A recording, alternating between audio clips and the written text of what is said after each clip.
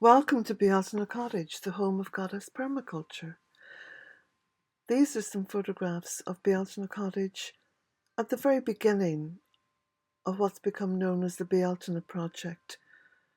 And this is about full restoration of Mother Earth and caretaking of the regeneration.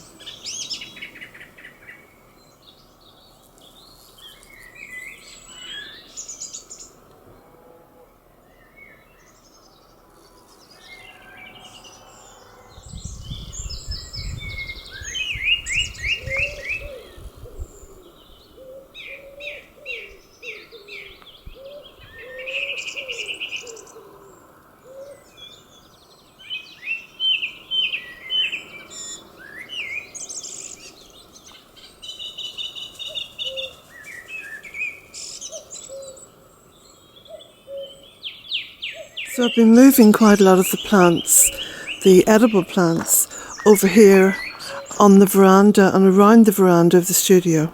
So you can see the two big boxes up there of microgreens and cotton come again, and the big pot of lettuce, baby lettuce leaves, and then down here there's some of the parsley and the flat leaf parsley and the mint. Some feverfew.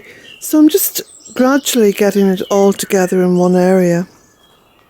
I'm making space over here on this veranda then for some of the flowering plants. So the geraniums now are repotted up and they're up on the windowsill. And over here as well, these geraniums. And just cleared the decks a little bit here on this veranda just to make a bit more space for the summer. And you can see some of the roses are out here as well, which are very beautiful. Not as many as last year because I had to cut the rose back before the guttering went up. And here is one of the lemon verbena plants, which overwintered really well in the barn. So I've put a little bit of compost in around it and give it a good watering. So it's coming on really well. I should have cut it back, of course, but I didn't. But there's no harm. No harm in that. And down here at the base of the grapevine, the black grapevine, is some cotton come again lettuce and some kale. So just squeezing lots of plants in here and there, especially the edibles. And of course this cotoneaster now is just amazing because it's just situated here behind the egg chair where I sit. And at the moment now there's lots of wasps around it. They're all pollinators, of course, but usually during the early morning there's lots and lots of wild bees around it. So that's alive with life at the moment. London Pride. The heat of the sun, of course, has just brought this now into bloom. Isn't it beautiful? And round here, amongst the London Pride, a fern has made its home.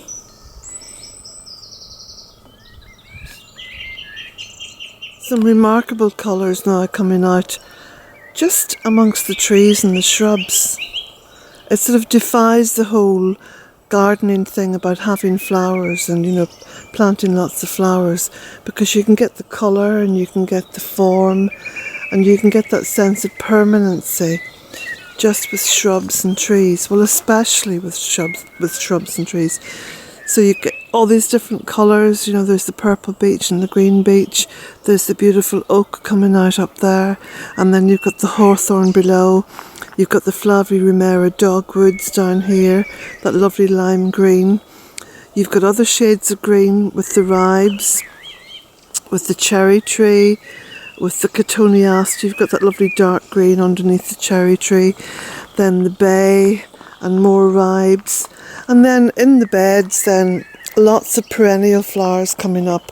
So again, you've got the colour, you've got the form. And then this lovely splash of blue which picks up the blue on the shed. And that, of course, is that self-seeding, bee-loving Chinese forget-me-not. Up in this little rustic arch now, some of the clematis flowers are opening up. And again, it requires virtually no input at all, other than a little bit of compost at the beginning of the growing year. That's it. And you've got all this lovely form and shape and colour, flowers, greens. I love easy gardening. This is another shrub which is fantastic for easy gardening because it doesn't flower, but all the new leaves have these beautiful, vibrant red colouring that goes into sort of like a wine red as it sort of matures.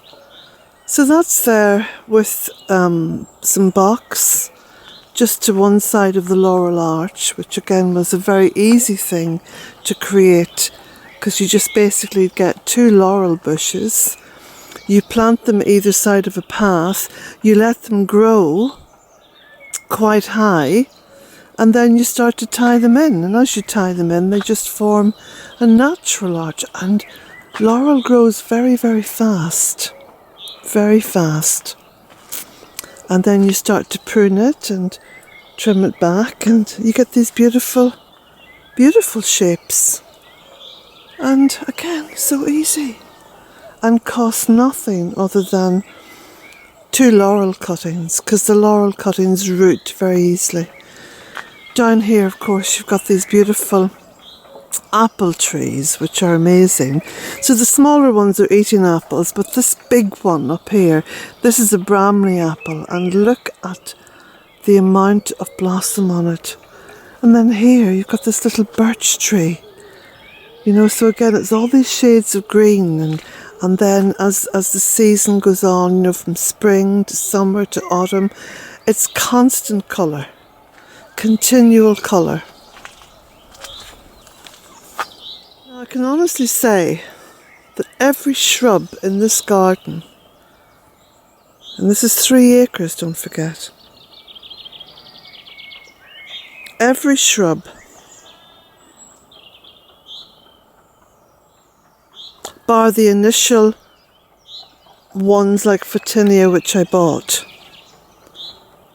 But everything else, the spirea, the black currants, the red currants, the snowball bush, the box, on and on and on, the fuchsia, has come from cuttings. Just simple cuttings, put straight into the soil. This is one that I did last autumn. It was a piece of Hebes that I put straight into the soil, and this is actually a flowering Hebes, well, as most Hebes do, but this is a lovely purple flowering one. The mother plant is down by the gate. And look at this incredible hedge. Fuchsia, spirea, box, snowball bush, ribes, and then allowing the Photinia to grow up over the hedge, just to give those beautiful layers of colour and shape and form. And of course it all protects the orchard, the apple orchard, with apples and plums and cherries, as well as black currants and raspberries, blueberries and red currants, all from cuttings, not the apple trees though.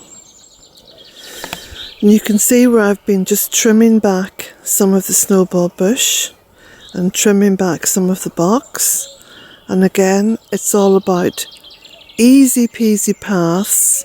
Don't have them too wide, just wide enough to walk along. That's minimum mowing with my little push cylinder mower. The arches, they're just made from willow, very, very easily made from willow. And then you have all these beautiful layers. You've got layers of colour and layers of form and layers of shape. And it continues all the way through the year.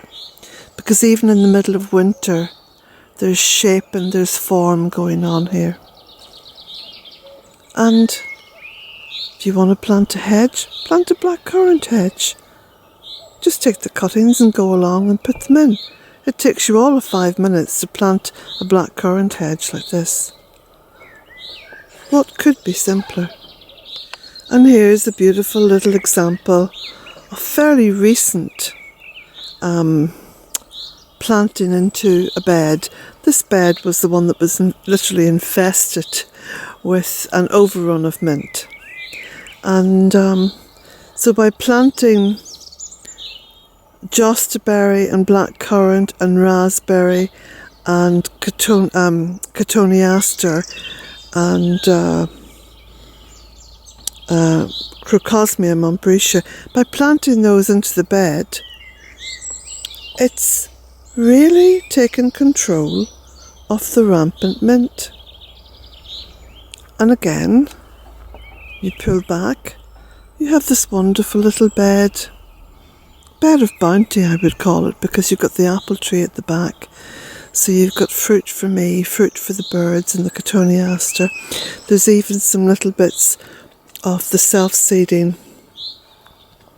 Chinese forget-me-not coming up in there.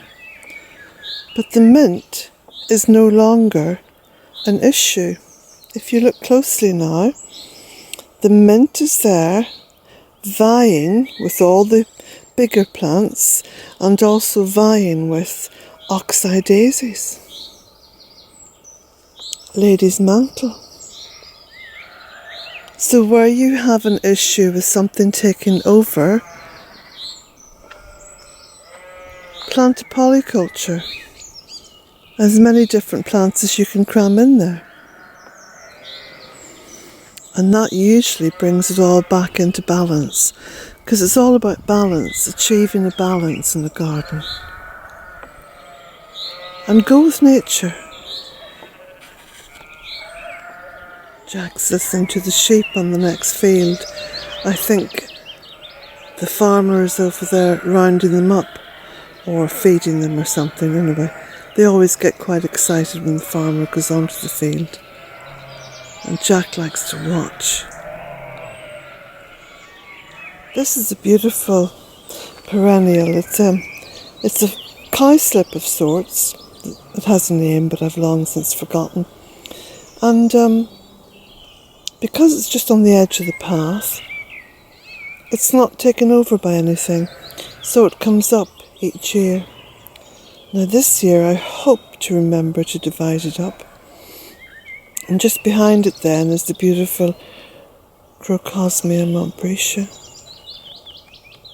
And then above it, going up, is a young apple tree.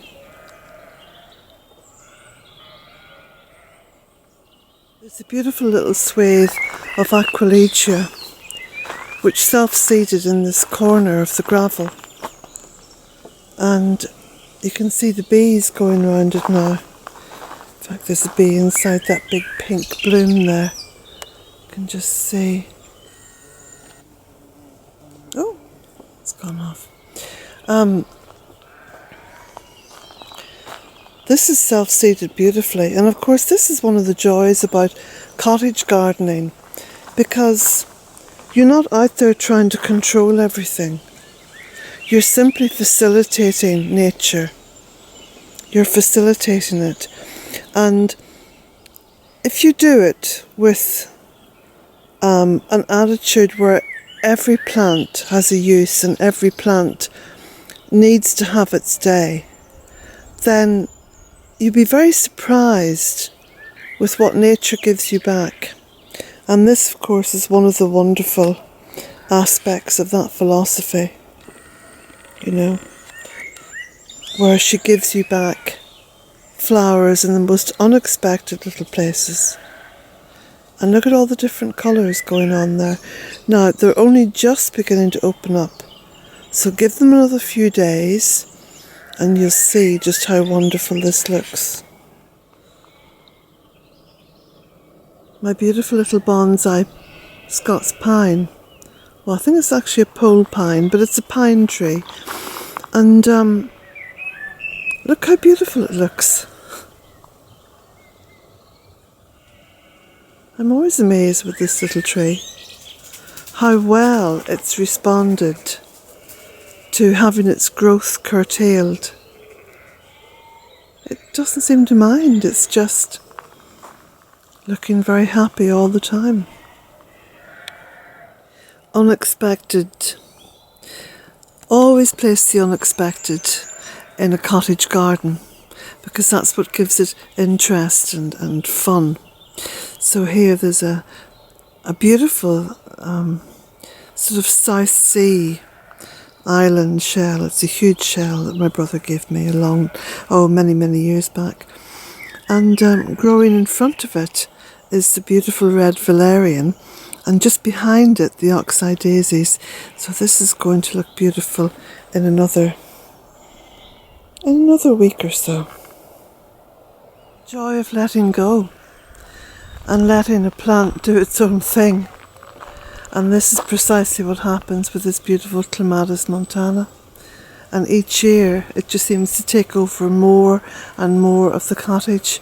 And this year it's gone right over the roof of the porch. It's come down over the side of the porch. It's gone all the way up along the guttering and just cascaded down over the front of the cottage with this beautiful explosion of pink. And it's just beautiful. I love it.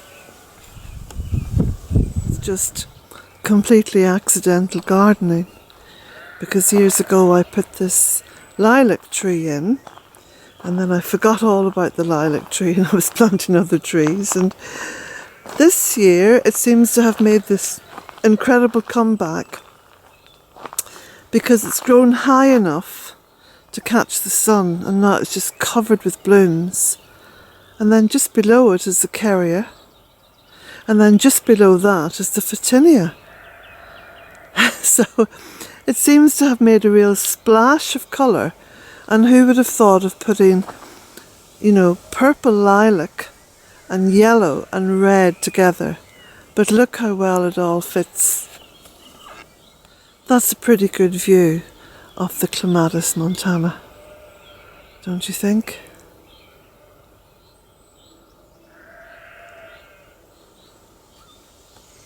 Some people get very, very upset about what they like to call invasive species. And in fact, here in Ireland, the Gunera manicata is regarded as an invasive species. But I do believe that the horticultural world and the world of biology and environmental science have not looked at this so-called problem properly. I believe you don't have invasive species. What you have is a monoculture where a particular species, if given any root at all, will thrive because there's nothing to compete with it. And it behoves us as caretakers of Mother Earth and her gardeners to ensure that monoculture doesn't exist. And if you look at the Gunera here, this was planted 15 years ago, and it's feet away from this beautiful cherry tree, which I grew from seed. It's not a graft, I grew it from seed. So that tree is 16 years old. The Gunera is 15 years old. And the Gunera has carved out like a little chalice bowl for itself, because it's hemmed in by shrubs. It cannot spread. It's no longer invasive.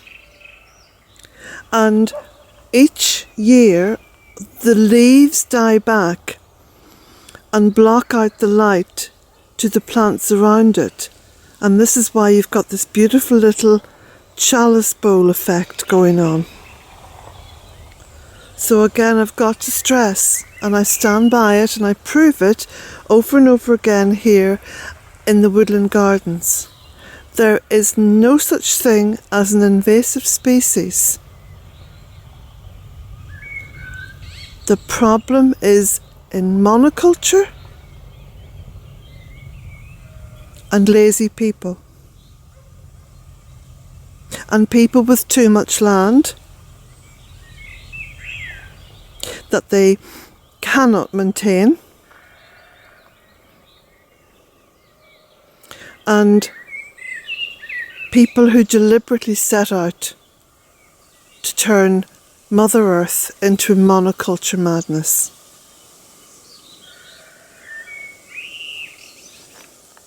The driveway up to the cottage is beginning to fill in now. You've got these beautiful trees which are sort of in their early teenage years, branching out, crossing the driveway, forming this beautiful sort of a Gothic Cathedral effect, meeting the trees on the other side of the driveway.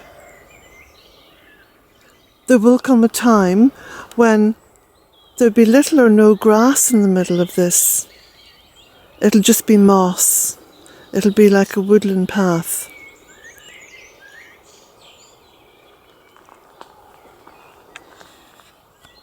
So here, just on the edge of the driveway, is this beautiful sedge. And this is, it's a naturalised sedge. So it's part of the flora and fauna of Ireland, I suppose, before the last great ice age. But you have these wonderful flowers on it, which are called foxtails. And you can see, now most of the pollen has gone from this. It's a wee spider in a web there, so I don't want to shake it about too much. But that's a beautiful plant. And it's very elegant as well. It has a spreading habit. It will spread. But, you know, if there's room for it to spread, I let it spread. Can't go very far because of all the trees. You can see just behind it there's quite a spindly young Rowan, but you can see the flowers on it. Now it's got a big piece of willow overhanging it, which I may need to take out sometime quite soon. So I'll be going around having a closer look at some of these younger trees and the space that they have. It's all about balance.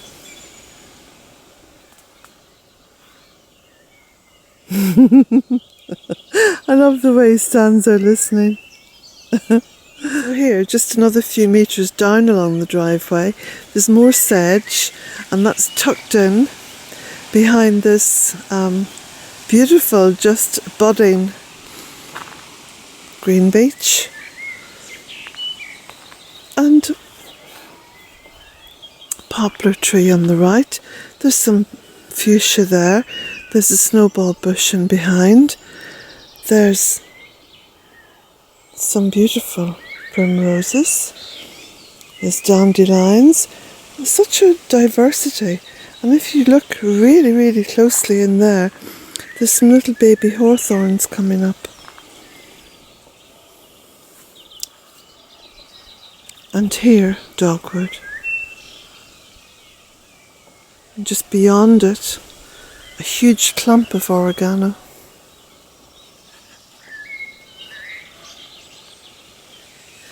I hope I've given you a few ideas for easy gardening, because gardening should never be a burden. I know that during the autumn and winter I get involved in some quite heavy duty projects, but it's never a burden. It's just a jolly good workout, really, you know, and gives me the chance to extend my time outdoors. There's a little birch that I planted over the winter. The last thing I want to show you now is I'm going to go up into the fairy wood, because I planted that holly tree that Terry and Lol brought me up, and I'm getting quite excited now about what's happening there in the fairy wood. As I walk towards the fairy wood, you can see how dark some of these paths have become, because of course look at what's happening overhead. You've got all this wonderful growth all the leaves coming out and growing. Of course, the sycamore leaves are lovely for that. And looking back, then looking up. I can't imagine anything more beautiful than a woodland garden. So I've just crossed the ditch. I'm just coming into the fairy wood. This, of course, is the beautiful goat willow that when left to grow as a tree can be quite stunning. Takes on a very archaic look. Gets covered in moss very quickly. And here's some of the dead nettle beginning to flower. We'll go along this way. Okay. So, still have lots of wood to move. This little tree, which kind of struggled for ages because it was in the dark, I'm hoping that it'll come on and really strengthen up, you know. It's a little green beech. We'll see how it goes. Anyway, here's the beautiful holly that Terry and Lol brought me up, and you can see it's flowering.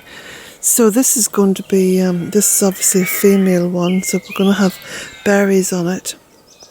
And beyond it is this lovely purple beech, which is just coming into leaf now. This was in the pot by the side of the studio. And of course you have the beautiful lunaria, which is now, look, beginning to seed. So this will make up some of the flora and fauna of the fairy wood. And my little fairy tree, my little fairy thorn, is doing wonderful things at the moment. I come down here about twice a day, sometimes 3 times a day. I think this is my 4th visit today, just to look and to talk to her and encourage her.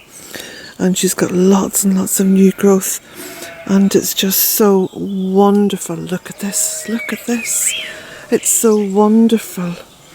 So she's going through this incredible regeneration, and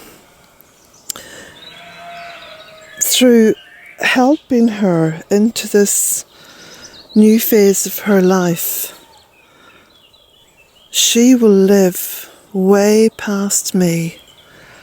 Look at the new growth, look at that. So she will go on. She will go on. So this is another incarnation for her.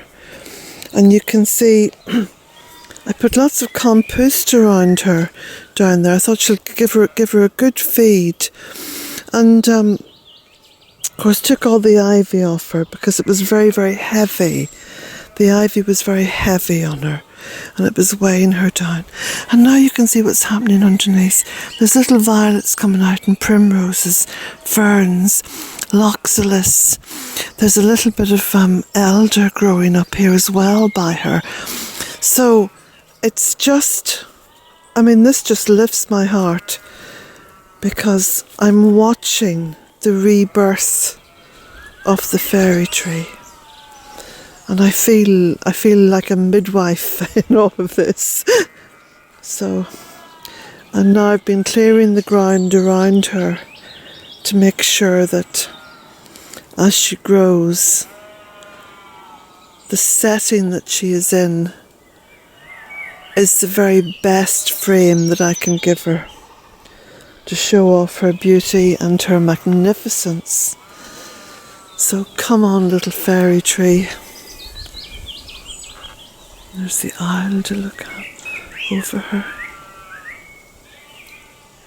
So just to say blessings to you all, and one last little shot here, just along this little ditch. This is one of the little ditches that I dug out by hand to make sure that the fairy wood was kept well drained, because it was incredibly waterlogged when I first came here.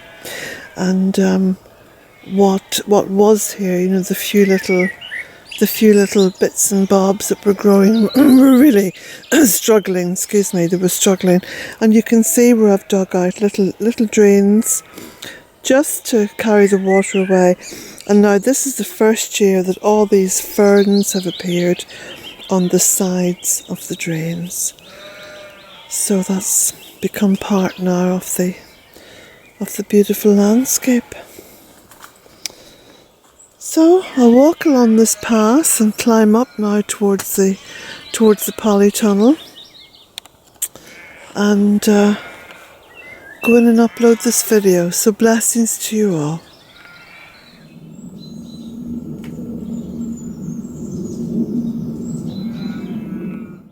All Bealtaine Cottage books are printed here in Ireland, not offshored or uploaded to Amazon or any other corporation. They're printed in Ireland and they're posted from Ireland. And I do all the work here myself. This is best practice permaculture. This is not being a hypocrite and saying I practice permaculture and then have my books printed and delivered by Amazon. It's truly local, 100%.